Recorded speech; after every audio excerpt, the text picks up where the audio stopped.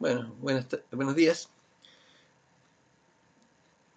Sigue la pandemia, si bien se están flexibilizando la pandemia, pero hay cosas que todavía tardan. En este caso, la educación, tenemos que esperar un poco más.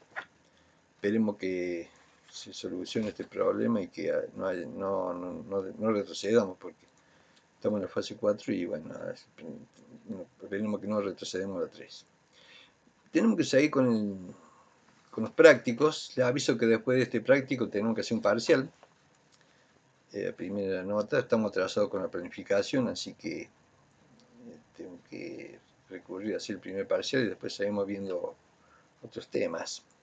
En este caso, el trabajo práctico número 5 es la evolución de las TIC, tendencias. Paradigma, ¿qué es lo que es paradigma? Paradigma es modelo, patrón o tendencia en un momento determinado. Por ejemplo, ahora la tendencia que hay, todo el mundo usa celular, un paradigma, se ha puesto como un paradigma. O sea, en este caso, la evolución de los TIC. Vamos a ver 4 paradigmas. Para mí, mi opinión personal, estamos entrando en un quinto. Si bien hay mucho avance en cuanto a la inteligencia artificial, y no solo la inteligencia artificial, Internet de las cosas, o sea, las cosas se van a comunicar solas, sin interés, sin que intervenga el ser humano. Y después el tema de Big Data, ¿no? Big Data, ya disponemos de tantos datos, ya vamos a ver cuando veamos informática, vamos a ver que los datos necesitan una estructura de datos, o sea, una fila, una columna, un registro, un campo. O sea, tenemos que determinar dónde están las cosas. Tienen que tener una estructura. O sea, los datos tienen que ser estructurados. Ahora, con la capacidad tremenda que tienen los equipos y el costo de almacenamiento ha bajado con respecto a otros años, y cada vez hay más información. Con el protocolo IPv6 están usando ahora para que muchos celulares, muchos aparatos, artefactos tecnológicos se conecten a Internet, o sea, mucho más que antes. Y eso genera mucha más información. Y de datos no estructurados, por ejemplo, la posición donde estás, el celular te está indicando la posición donde está en todo momento. Entonces, todos esos datos no están estructurados, ¿cierto? No saben dónde encontrarlos. Bueno, a través de Big Data hay ingenieros de datos, que la profesión del futuro, digamos, es que hace que se trabajen con esos datos y ver aplicaciones para usar. Se están trayendo todos los días aplicaciones para usar esos datos y poder predecir, o sea, predecir en forma certera lo que va a suceder. O sea que la predictiva, no solo eso, solamente los datos del cliente lo localicen y bueno, pueden terminar muchas conexiones, o sea, tratar de que esos datos son dinero, digamos. ¿Cómo hacerlo en dinero? Bueno, eso se encarga la Big Data y por ejemplo, el tema de seguridad, predecir cuáles son las zonas más, o sea, dónde se va a producir un delito, dónde se puede producir un delito. Entonces, con mucha experiencia, con muchos datos, con muchos análisis, los analistas de datos permiten detectar y predecir lo que va a pasar, ¿no? También hasta se puede predecir los terremotos a través del celular. Hay una aplicación que genera ciertas ondas, entonces que se conecta con un sistema integrado que hay que buscarlo en internet, pero se puede predecir cuándo va a haber terremoto. Todo ese tipo de cosas. O sea, la tendencia sería para mí el quinto paradigma es hacia los datos, volumen de información, trabajarlos de una forma que, que se puedan detectar todo, o sea, controlar todo. Y bueno, y con el elemento de 5G que va a ser mucho más rápido, toda la conexión rapidísimo.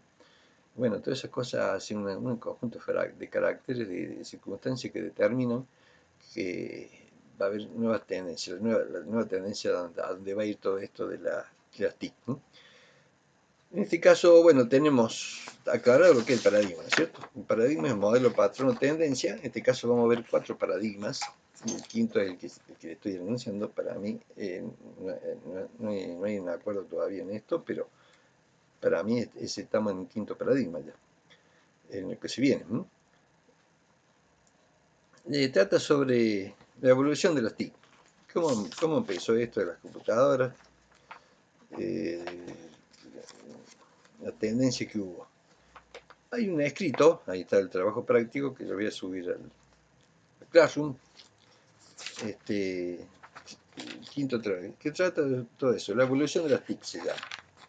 Y hay una serie de preguntas, son 13 preguntas.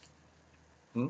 Así llegamos a 65 preguntas y las 65 preguntas vamos a tomar un parcial. O sea, el parcial no va a ser complicado, es decir, van a poner, tener que poner, todos tienen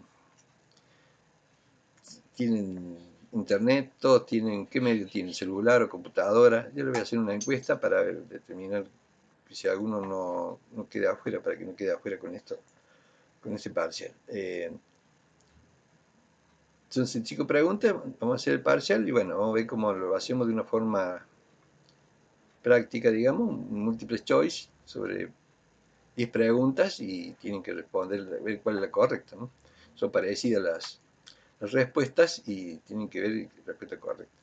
O sea, ¿cómo tienen que trabajar? Tener cinco preguntas hechas, si tienen en carpeta. En la carpeta tenganlas porque se los voy a exigir. O sea, cuando volvamos a la presencialidad, les voy a pedir la carpeta. O sea, qué es lo que llevaron, cómo trabajaron, voy a observar. Lo que no hacemos. Ustedes tienen que hacer las 65 preguntas, tienen que estar en la carpeta, ¿no es cierto? El parcial. Hasta el parcial.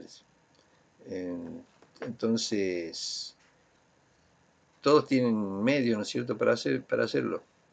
O sea, que ninguno va a poder estar sin hacer el parcial, esa es mi inquietud y tengo que transmitirla. 65 preguntas, van a ser 10 preguntas, pueden consultarlas, no te apuro. O sea, tienen que hacerme el parcial. Después del práctico viene el parcial. O sea, lo voy a poner en Classroom y traten de contestar. El que no pueda tener acceso, después vemos cómo lo trata, cómo tratamos de solucionar el problema de que no pueda hacer parcial. Pero todos tienen que hacer el parcial. Si algo me dijeron, todos tienen, no sé, todos pueden, no sé. Por eso le hago hacer una primera pequeña encuesta, contéstenla ahí con formularios de Google, en una pequeña encuesta, a ver si qué medio disponen, para ver si hay alguna indisponibilidad de medios de alguno de ustedes, para que puedan, para podernos poner de acuerdo, para ver cómo lo evaluamos.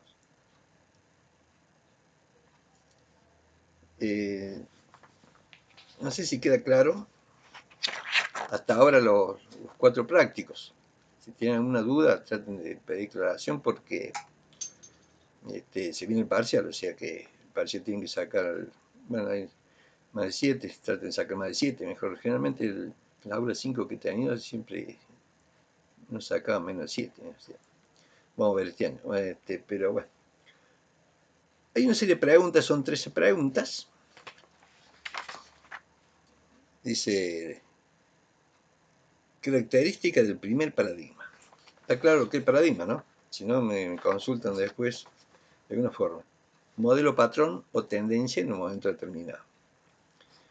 La respuesta a esa pregunta dice, está claro ahí, uno de los primeros oraciones que tiene es el primer paradigma. La computadora como uso corporativo, mercado empresarial, una computadora para muchas personas, los mainframe. Los mainframe son las computadoras grandes. Cuando esto empezó las computadoras, había unas computadoras que era una máquina que era como un tamaño de un aula, por ejemplo, y tenía válvulas, cables, de todo ahí. Todo muy grande. ¿Y quién podía tener eso? Las grandes empresas, ¿cierto? O el gobierno que para llevar los cómputos. Antes se llevaba todo con tarjetitas. Los datos, los bytes los bytes eran tarjetitas. Puntos, o sea, agujeros en las tarjetitas. O sea, los mainframes son equipos enormes que fueron apareciendo y que, bueno, solo tenían, ¿qué podían? Empezaron a llevar, ¿qué? Los registros de los empleados, cómo pagar los sueldos, llevar la contabilidad, todo ese tipo de cosas en las grandes empresas, solamente. Ese fue el primer paradigma. ¿Y quién dominaba ese paradigma en ese entonces? IBM, el gigante azul le decían. Bueno, ese es el primer paradigma, cuando apareció esto de las computadoras, la revolución de las TIC. Después hay una segunda pregunta que dice, característica del segundo paradigma. El segundo paradigma dice las redes cerradas como uso corporativo. Se ignoran las redes abiertas compuestas por usuarios. Una computadora por una persona, las computadoras personales. El segundo paradigma fue cuando empezaron a aparecer las PC, las personal computer, digamos, que eso posibilitó un avance, digamos, por la miniaturización, ¿cierto? Ya el gran computador se pudo tener un computador chico que se podía tener en la casa, el home, el PC home, que decía. A mí me tocó vivir en esa época cuando recién empezó a aparecer la PC como computadora. Una computadora para una persona. Las computadoras personales, la PC que le decía, la PC. Decía. Ese segundo paradigma, red cerrada, o sea, vos usabas, la empresa empezaba a tener computadoras chicas y la usaba, compraban 4 o 5 computadores y podían trabajar distintas cosas, o sea, no estaban en redes cerradas, no eran redes abiertas. ¿Sí? Estaba cerrada y cada uno tenía trabajaba su cosa en su puesto lugar y tenía no tenía conexión, digamos, con las otras. Esa es la característica del segundo paradigma. Está justamente ahí, está claro. El primer paradigma dice, el segundo paradigma. Son la parte, ahí está para encontrar. La tercera pregunta dice, característica del tercer paradigma. Y el tercer paradigma dice, las redes abiertas formadas por usuarios consumidores de información. Muchas computadoras para una persona. Algunos lo llaman computación ubicua, ya que se espera la integración de las computadoras en el entorno de la persona. Pero su importancia actual radica en poder acceder a muchas computadoras conectadas en red. Ya empezó las conexiones, había redes, la red Nobel se usaba para conectar las computadoras. Primero estaban aisladas, ahora se empezaron a... Estamos hablando de Internet, cual rompe el paradigma anterior de ser usuario de una sola computadora. Como dijera la prestigiosa Zoom, mi computadora es la red. Es una empresa Zoom que existía antes. ¿Está claro? Esa es la tercera pregunta. ¿Cuál es el tercer paradigma? Se conectó, ya apareció Internet en esta época. Hemos llegado a la tercera pregunta. Cualquier cosa después, si no queda claro, lo aclarará. ¿Qué puede decir, la cuarta pregunta, qué puede decir de la era del hardware? ¿Saben lo que es hardware, no es cierto? Toda la parte física, parte material, que vimos en tecnología, el software duro, es hardware. Hardware es todo lo que se puede ver y tocar, ¿no es cierto? Este es mi hardware. ¿Y el software qué sería? Lo que no se ve, pero tiene que estar. El ánimo, el alma que tengo, el espíritu, sería el software. Y acá el software también. El software son los programas, las computadoras. Si no tienen un programa, alguien no le puso el programa, no andan. O sea, necesitamos que esté el hardware y el software. La unión de los dos, o sea, formando un sistema para poder resolver cualquier situación problemática de computadora. Como o sea, la informática es una rama de la tecnología. Y también tiene el mismo criterio, o sea, un hardware tiene tecnología dura y tecnología blanda. La unión de los dos permiten desarrollar, o sea, a través de aplicaciones, resolver los problemas de necesidad de información. Eso lo va bien cuando veamos el tema de informática, que después vamos a tener todo ese tema de informática y tenemos el segundo parcial. Hasta ahí llegamos, hasta julio, digamos, esperemos. Después en agosto supongo que terminarán las clases virtuales y podremos volver a la presencialidad. No sé en qué modalidad, con qué protocolo, porque depende cómo nos vaya. Hasta ahora no ha ido bien, pero ahora se ha liberado un poco y esperemos que no haya mucha muerte, porque si no volvemos para atrás. Y bueno, volvemos a estar en cuarentena. Hasta ahora una cuarentena flexibilizada, algunas actividades se pueden realizar. Bueno, ¿en qué pregunta estábamos acá? Decía, ¿qué puede decir la era del hardware? El hardware, está claro que el hardware, ¿no? Bueno, la era del hardware IBM, ahí te dice. Desde aquellos primeros software orientados a aplicaciones, la gestión contable, los socorridos sistemas de nómina era para hacer la nómina de empleados que tenía, sistema de costo. Estos garantizaban que las grandes empresas pudieran tener su nómina de trabajadores, los pagos de forma automatizada. Era la época del mainframe. El mainframe es una computadora grande. Y las minicomputadoras. Las minicomputadoras también eran potentes computadoras. Cuando empezó Apple, era una computadora pequeña, pero cumplía la función de las grandes. época en la cual lo importante era la máquina y su sistema operativo. Fue el momento del reinado de IBM. Esta primera era estuvo matizada por las grandes producciones en serie, época fordista, estaba la época fordista, ¿sabe qué? Ford, que hacía la división del trabajo, se empezó a dividir la industria para hacer autos en forma más rápida, se organizaba. Así mismo, en esa época, vos querías un auto, ¿qué color querías? Negro, había negro, no había posibilidad de hacer otro color. ¿Por qué? Porque la tecnología no estaba respuesta. Ahora vos vas a un concesionario, le querés rosa al auto, te lo hacen rosa, te lo pinta rosa, como lo quieras, te lo configura. Vas, informáticamente te lo venden y te dicen qué características tiene y se lo mandan a producción así y va a salir como el color que vos quieras. Pero antes no, los autos eran negros, todo tiene que ser negro. ¿Por qué? Porque no había otra cosa. No había desarrollo tecnológico. Esta primera etapa, por las grandes producciones en serie, época fordista, donde la demanda estaba por encima de la oferta. O sea, la demanda estaba por encima de la oferta, porque vos querías un auto negro, querías un auto verde, no había, era negro. Este panorama ha ido cambiando y con él el surgimiento de nuevos parámetros, como la calidad total. En la época se hablaba todo de calidad total, o sea que había que hacer las cosas bien para que saliera el resultado bien, ¿cierto? Si vos estás en la época de la fábrica, y si vos estás haciendo tu trabajo, y tenés que hacerlo bien, o sea, controlar que lo que hiciste está bien, o sea, si se usaba la UET, una célula de trabajo. Eran 10 personas, estaban asignados y tenían que producir algo, ¿no es cierto? Tenían que hacer la cantidad que te asignaban, tenían que hacerla. Si eran 10, faltaban 2, bueno, los otros tenían que reemplazar esos 2. O sea, un trabajo así que había que hacerlo, o sea, era responsable del lugar. Entonces todos tenían que conocer todos los trabajos de todos y así cuando faltaba uno no había problema, o sea, que había que haber una serie de organización que se llamaba calidad total. Entonces cada uno, el trabajo tenía que revisarlo, que estuviera bien. Si vos hacías algo, cualquier producto, una tuerca, tenía que ver que la tuerca estuviera bien.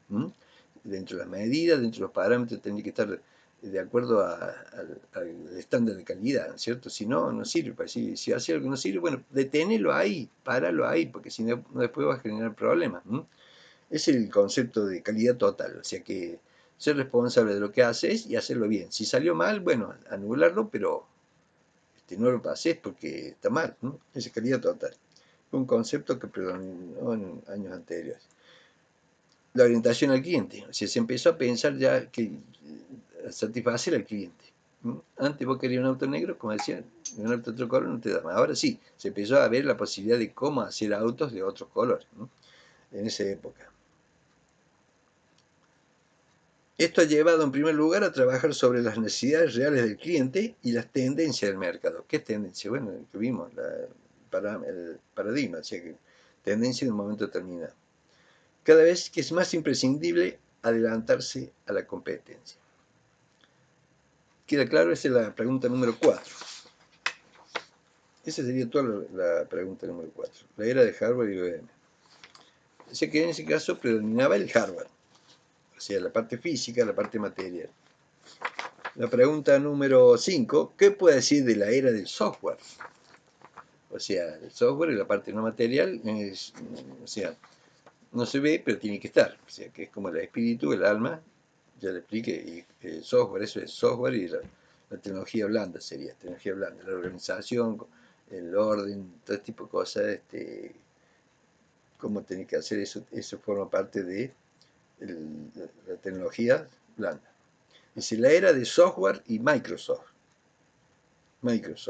Comienza con el surgimiento de la PC, dice. Con el motor propulsor de la segunda etapa, se inicia en la explosión de los software horizontales, aplicaciones de amplio propósito, mientras en la primera etapa las aplicaciones eran puntuales y las necesidades de una empresa, o del Estado en este caso, ¿no es cierto?, para hacer un censo. Ahora surgen los programas que van desde lo que permite manipular bases de datos, hoja de cálculo, editor de texto, hasta lo más complejo que permitan la manipulación de diseños. Los sistemas CAD, o sea, diseño asistido por computadora, ¿no es cierto? Como se podía diseñar un auto, cualquier elemento se lo diseñaba. Y se lo hacía por computadora y después se podía trabajar en molde. O sea, diseñar todo en vez trabajar sobre la parte física, lo diseñaban todo por computadora y después lo hacían exactamente igual, de reproducción. Los conocimientos, los sistemas expertos. El sistema experto, ¿cierto? Tratan de facilitar el trabajo.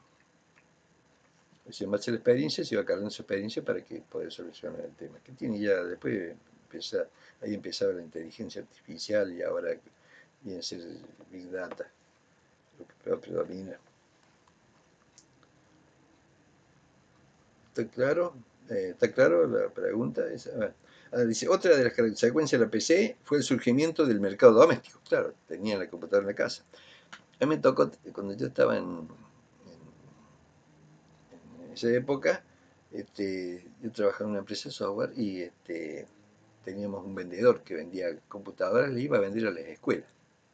Y venía el vendedor decepcionado porque decían, no, me decían, no, cuántos pizarrones y cuántas tizas, dice, podemos tener en vez de gastar plata en esas computadoras. Y con el tiempo, o sea, fue uno pionero, pero después con el tiempo se impuso y en las computadoras llegaron las computadoras de la escuela, ¿no?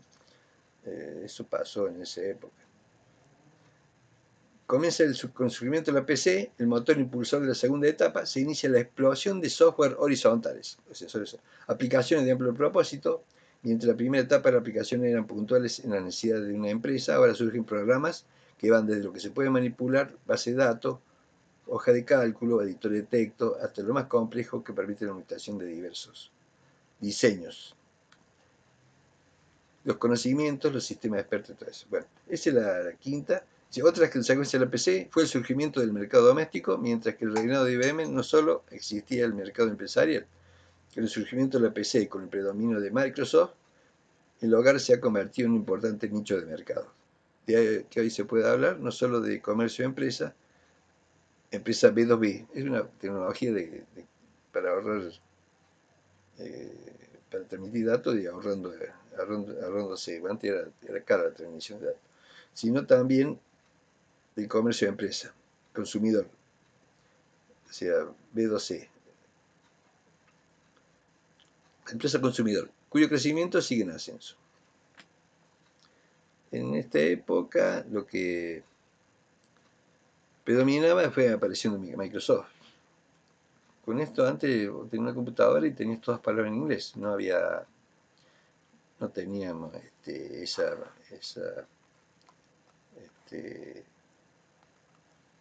teníamos el Windows, o sea, todo eso, llevar al icono, expresarlo no, había que expresarlo en palabras en inglés, ¿no?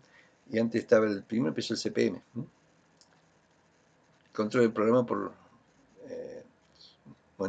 microprocesador. Cuando apareció el chip, el microprocesador, entonces empezaron a aparecer el PC. O sea, ¿qué es lo que es? La miniaturización. Todo lo grande se fue haciendo más chico y se fue llegando a hacer la PC a través del microprocesador. El microprocesador sería como el cerebro de la máquina. Ya vamos a ver cuando veamos la parte informática. Todas esas cosas. Entonces, bueno, esa época Microsoft apareció después porque hizo CPM, no quiso seguir con el desarrollo, bueno, lo tomó Microsoft y empezó a trabajar sobre bueno, Apple ya lo tenía esto, la mini computadora de Apple, yo me topé en los años 70 con la máquina Apple, era como una PC, pero era una mini computadora y era potentísima. Y bueno, tenía todo ese sistema como Windows, lo tenía ya en esa época, años 70 del año siglo pasado, digamos. Bueno, soy como dinosaurio. Pero bueno, era así. O sea, Microsoft empezó a sacar el Windows, sacó el Windows que significa ventana, y bueno, fue apareciendo, mejorándolo. Pero antes vi que pasé todo en inglés. Ahora para tener un icono, un gráfico, una interfase que es gráfica y que te permite hacer un clic con el rato, con el mouse, y el mouse ya también va a desaparecer.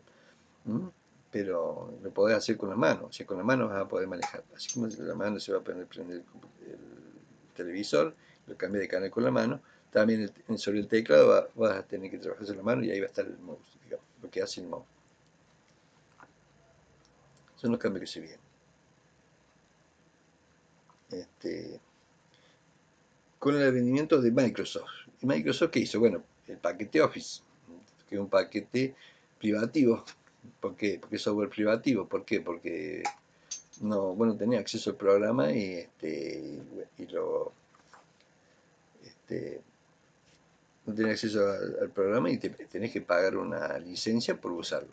Como Microsoft trabajaba antes en Apple, el Bill Gates. Bueno, y de ahí sacó todos los códigos y después los pasó para acá, para hacer Windows. Fue un hábil negociante, ¿por qué? Porque si iba al negocio, tenías computadora, tenías el software, tenías el sistema operativo, y caía, o sea, si no le pagaba la licencia, te cerraba el negocio. Entonces se impuso así. Salvo en los hogares no se podía usar el software, porque se acostumbra siempre a piratear el software, pero en los negocios sí. Entonces, bueno, fue haciendo, pudiendo cobrar la licencia Microsoft. Y ahí fue creciendo, bueno, creció y ahora es lo que es, ¿no es cierto? Pero después, o sea, se quedó con el paquete de Office y bueno, sigue haciendo cosas, ¿no es cierto? Siguen desarrollos, aplicaciones. Bueno, la otra pregunta es la sexta.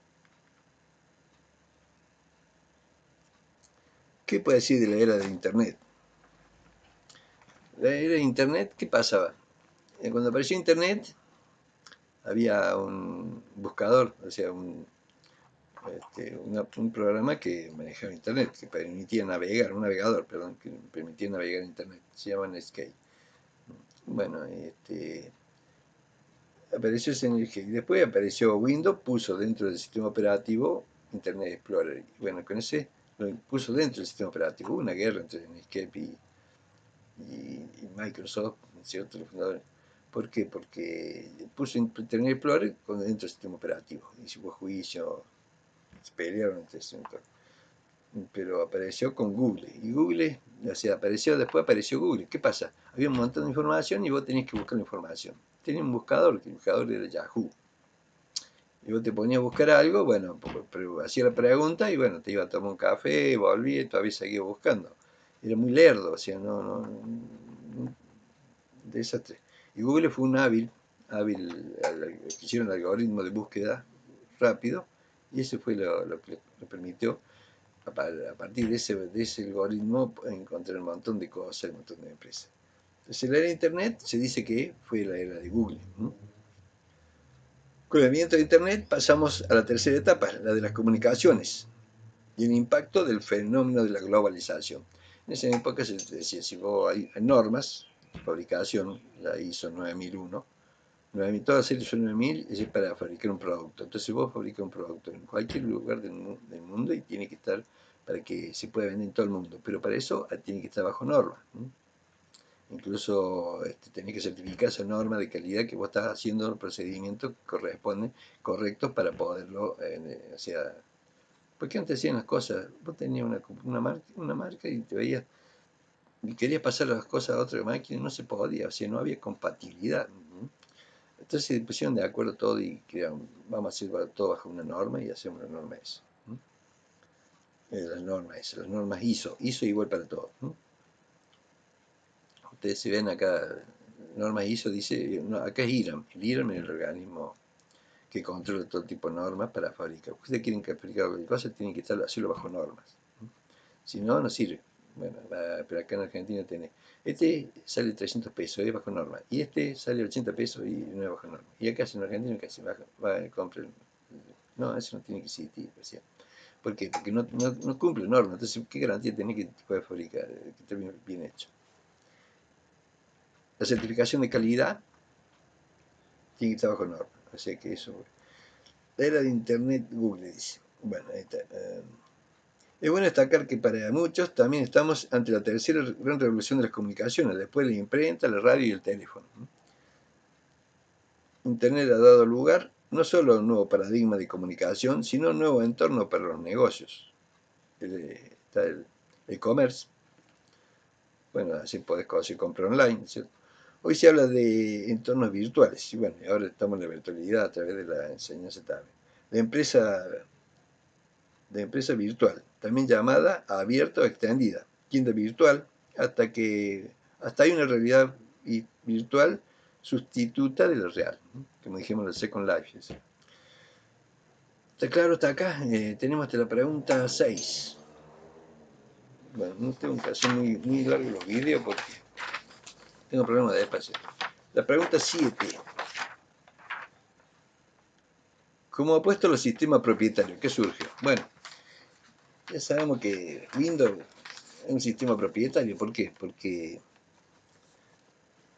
los programas están cerrados, no podés acceder, no sabes qué es lo que hay. Y ellos cobran porque vos lo uses. Tenés que tener licencias. Cuando compras una máquina tenés que pagar la licencia. Una parte de lo que sale la máquina es la licencia para usar, tener Windows. Si no, te lo dan máquinas sin Windows, sin sistema operativo. Entonces, un sistema propietario. Entonces, ellos son dueños y bueno, te cobran a vos por usar ese propietario. El paquete oficial también, ¿no es cierto? Tenés que pagarlo. Si lo usás. Bueno, eso a nivel de empresas, a nivel de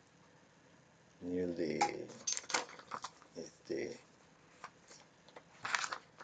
a nivel de caso de familia no hace falta, pero puede hacer, pero no te controla tanto, pero a ese nivel sí.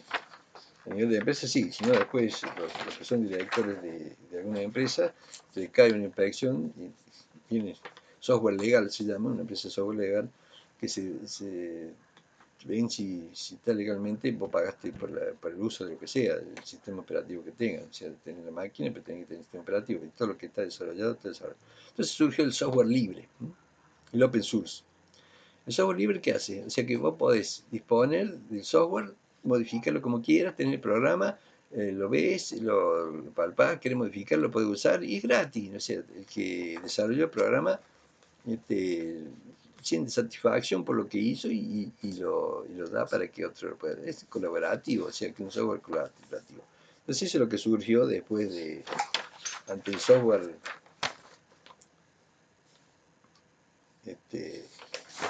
estábamos, 7. La idea de las computadoras de arquitectura cerrada, orientada a los negocios, la era del hardware, se le opuso a la idea de computadora orientada a las personas, con una arquitectura abierta, la era del software y los sistemas operativos, lo que dio lugar a los software propietarios. Software propietario es el software de Windows.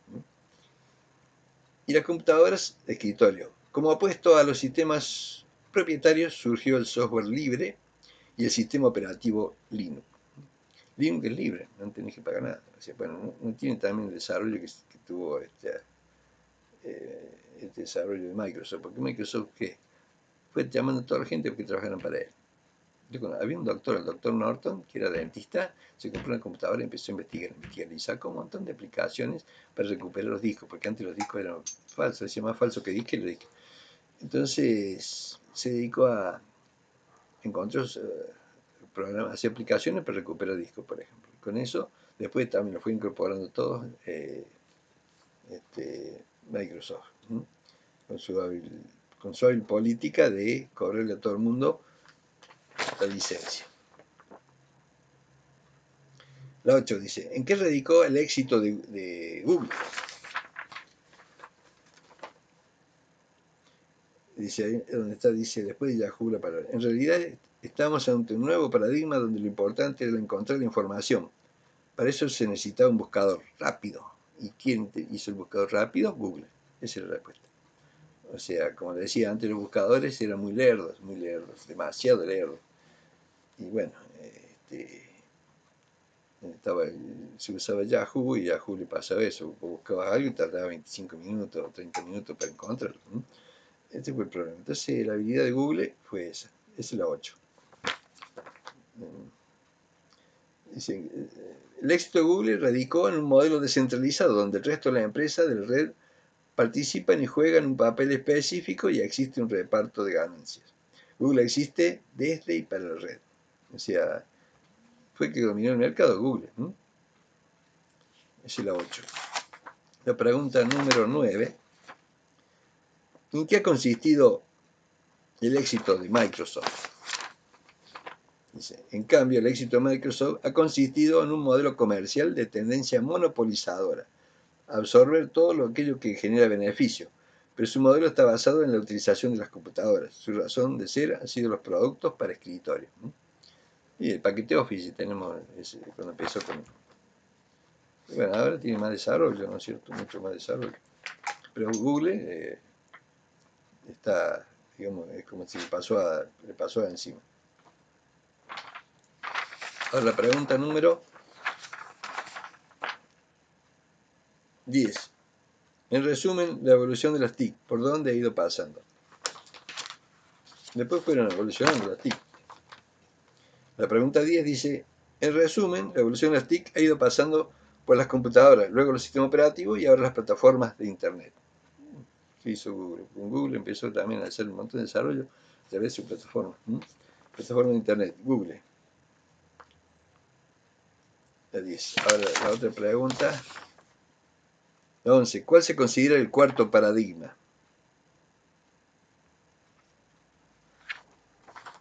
Y esa pregunta está acá. En el caso del final dice, habla de las 4 computadoras.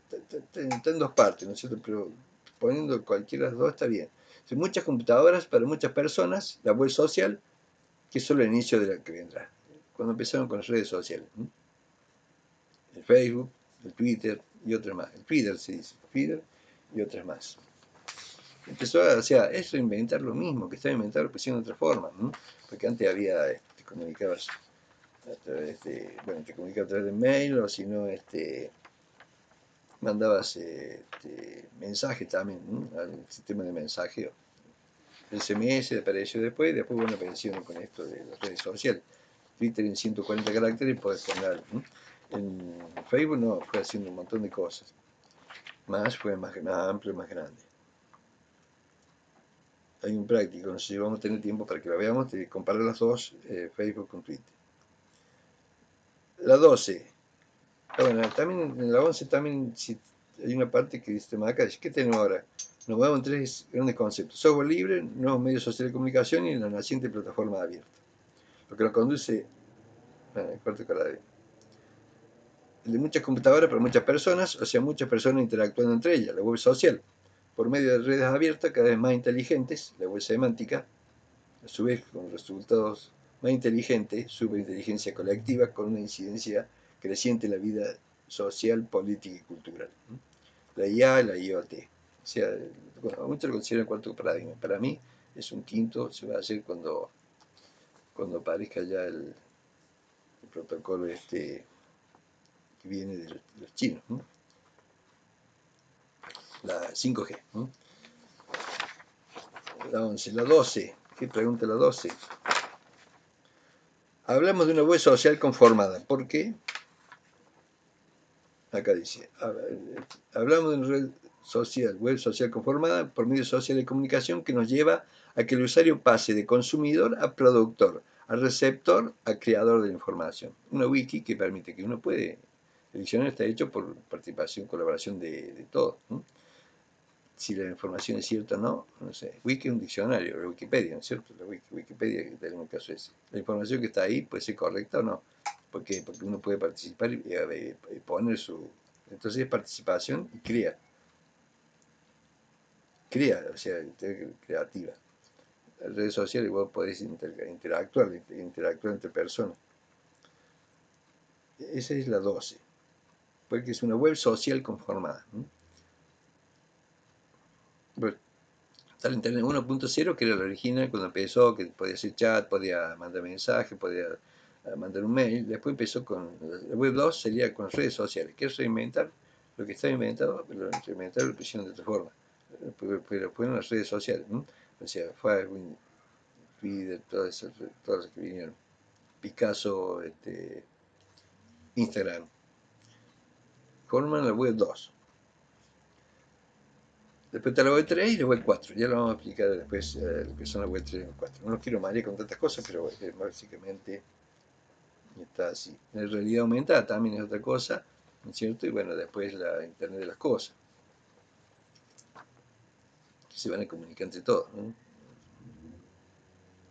La pregunta número 13. Hablamos de una web... Ah, sí, no, está, es la 12. La 13. Dice, expresa el término... ¿Qué expresa el término media social de comunicación? Está acá, dice. 13. El término medio social de comunicación es usado para expresar el cambio de paradigma que se está viviendo los medios de comunicación en la actualidad, como contraste de los actuales medios masivos de comunicación, tales como periódicos, canales de televisión, emisores de radio. Son medios sociales de comunicación aquellos que son creados por los propios usuarios mediante el uso de nuevas tecnologías que permiten el uso y acceso fácil, edición, publicación, intercambio, como son los blogs.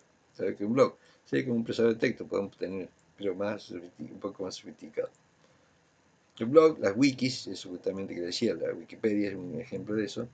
Las redes sociales, bueno, las redes sociales que existen. Por eso lo citar tres de los que más impacto tienen actualmente y que sin dudas no serán las únicas. Hay otras. Creo que salió el tema. Bueno, esas son todas las preguntas y respuestas. Si hay dudas, después me preguntan. Ha sido un gusto estar con ustedes. Vamos a tratar de organizar un para el parcial. Sí, va a ser simple, no va a ser, complicado el parcial. 10 preguntas, le pongo múltiples choice. Tienen que poner, todos tienen casilla de correo, ¿no es cierto? Tienen que poner casi el mail. Quiero que me pongan el mail. Y se la envío y después me envían la respuesta, ¿no? Automáticamente lo vamos a poner en Classroom, ¿no? Una aplicación para que una Google Doc, para hacer un cuestionario que tiene que responder, son 10 preguntas, no son complicadas, simplemente se van a tener que fijarse en el texto, entender la pregunta y fijarse en la pregunta para responderla, ¿no? Van a tener 4 opciones y después la correcta, son palabras parecidas para ver si entendieron. Me interesa que entiendan, no quiero que sepan de memoria esto. Bueno, ha sido un gusto contar con ustedes. Nos vemos para la próxima clase. Cuídense.